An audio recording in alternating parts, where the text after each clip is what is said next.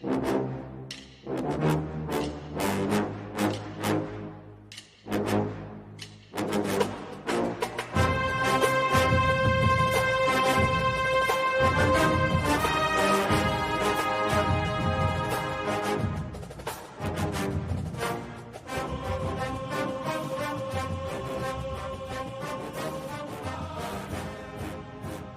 morning, Bucknutters. Welcome to the Bucknuts Morning 5 here on Friday, February 4th, 2022. I am Dave Biddle.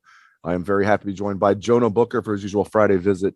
JBook, I'm here in Columbus, Ohio this morning. I mean, to say we're snowed in would be an understatement. We had like a ton of ice. Then we had a bunch of snow on top of that. How was the weather there in the Valley of the Sun there in the Phoenix area?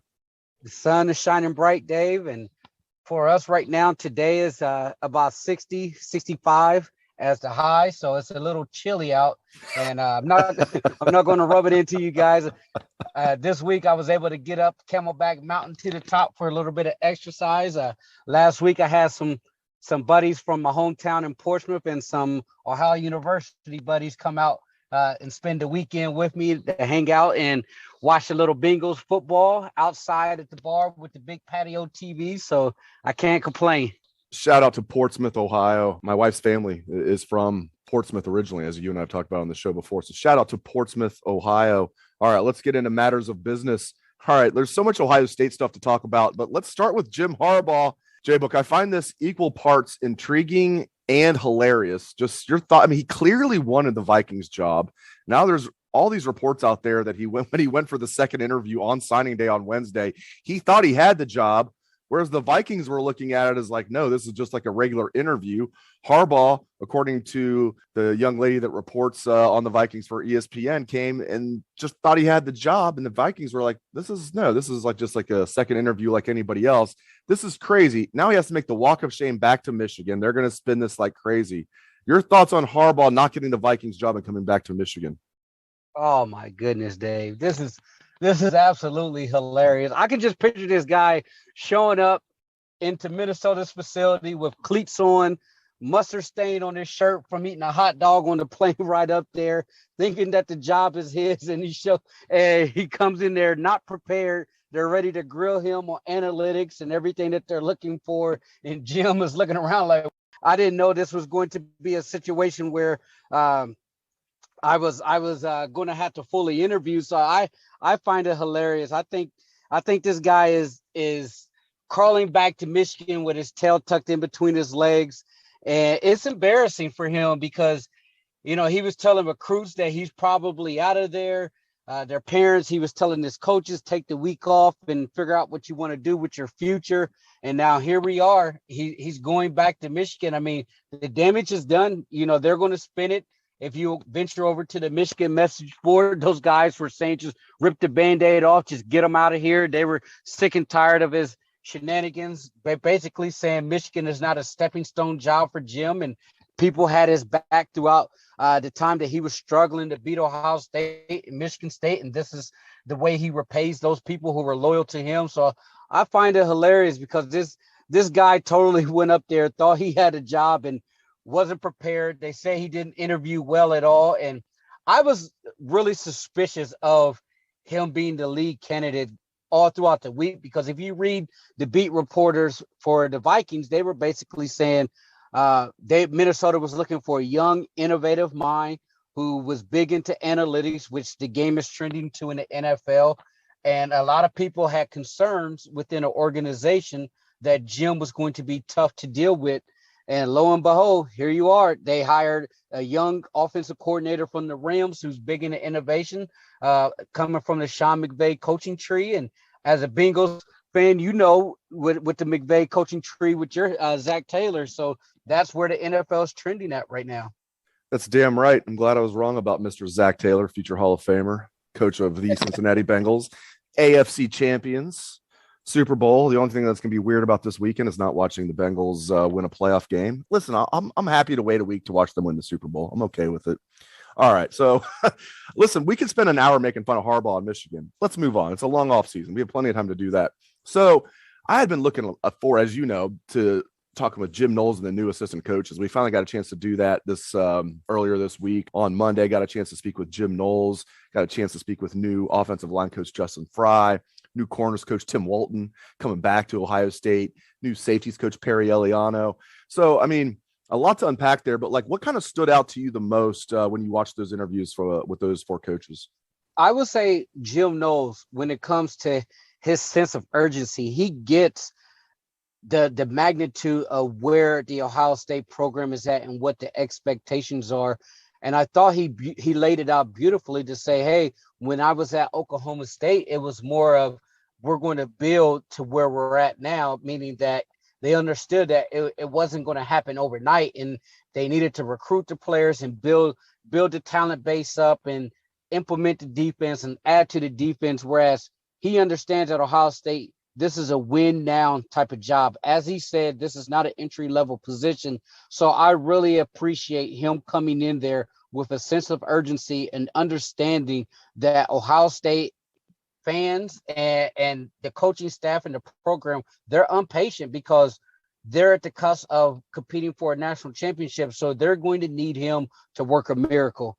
That defense, from what I've been hearing, they came in as far as the coaching staff, and it's a situation where they're going to have to pretty much strip this thing down to the studs and rebuild it back up. There's some talent there, but at the same time, there's a lot of bad habits that was established on the defense on that side of the ball, especially with the linebacker position. And just knowing that Jim is going to be hands-on with the linebacker position is a big sigh of relief. And then the other thing that really stood out to me with those coaches is basically just talking about the power in the of the Ohio State brand, meaning that you walk into a high school, you walk into a living room with that block O on your chest, you get a much better reception than more than what they would typically see from the other schools that they're coming from. So I thought that was interesting to say, hey, I come in with that Ohio State on my jacket and I'm getting welcomed with open arms here. So I really appreciate them talking about that and got a chuckle from that story. And speaking of new arrivals, we also got a chance to speak with 13 new players for the Buckeyes on Wednesday this week.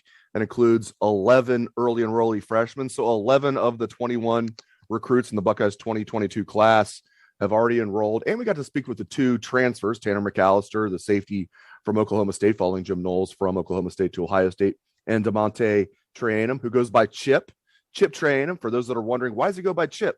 Because from a young age, his family called him Blue Chip because they knew he'd be pretty good at the sport of football. So DeMonte Trayanum, Chip Trayanum, Tanner McAllister, and the 11 early enrollee freshmen. What kind of stood out to you watching those videos, JBook? Yeah, I would just say, Tanner McAllister, because he's coming over from Oklahoma State. He knows Jim's defense. He's going to be someone that's going to really help these younger guys. He's going to play a lot of football. He's going to help get that defensive secondary set. He's going to be a leader in the back end. He's going to help accelerate the learning curve for the defensive backs, especially the safeties, on what Jim is looking for. And one of the things that really made me smile when Tanner McAllister was talking was Jim is going to be aggressive. And typically offensive coordinators like to dictate what the defense is going to do. But with this defense, the defense is going to be so aggressive that they're going to dictate what the offense is going to do. And that's something that we've been missing for the longest period of time here at Ohio State. Is we need some head busters on that side of the football where we're going to set the tempo, we're going to set the tone instead of us playing on our heels and being passive because the offense is taking it to us. It's time for us to get back to being aggressive and smacking some people in the mouth. And that's what you're going to get, according to Tanner McAllister. And then you look at the young freshman coming in. I like what I'm hearing from Devin Brown, the quarterback out of Utah.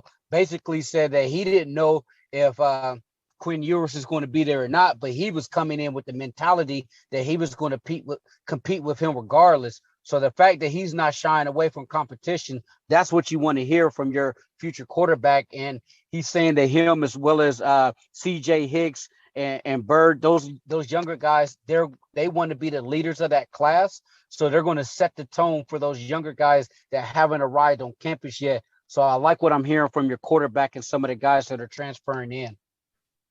So the key player on this new defense, as we know, is whatever you want to call it, Leo, Jack, whatever you want to call it. It's the hybrid defensive end outside linebacker. As Jim Knowles says, jack of all trades, but it can't be jack of all trades, master of none. Jack of all trades, master of all. You're really the quarterback of the defense. You can rush the passer. You can drop in coverage and cover a wide receiver. You can do anything that you need to do. And after he described that play, there's been a lot of talk of, okay, well, who on Ohio State's roster right now fits that description? Tanner McAllister himself, JBook, said Cade Stover fits that description. I like that. I think Cade Stover does fit that description. Your thoughts? Do you think Cade's going to be the Leo/Jack linebacker?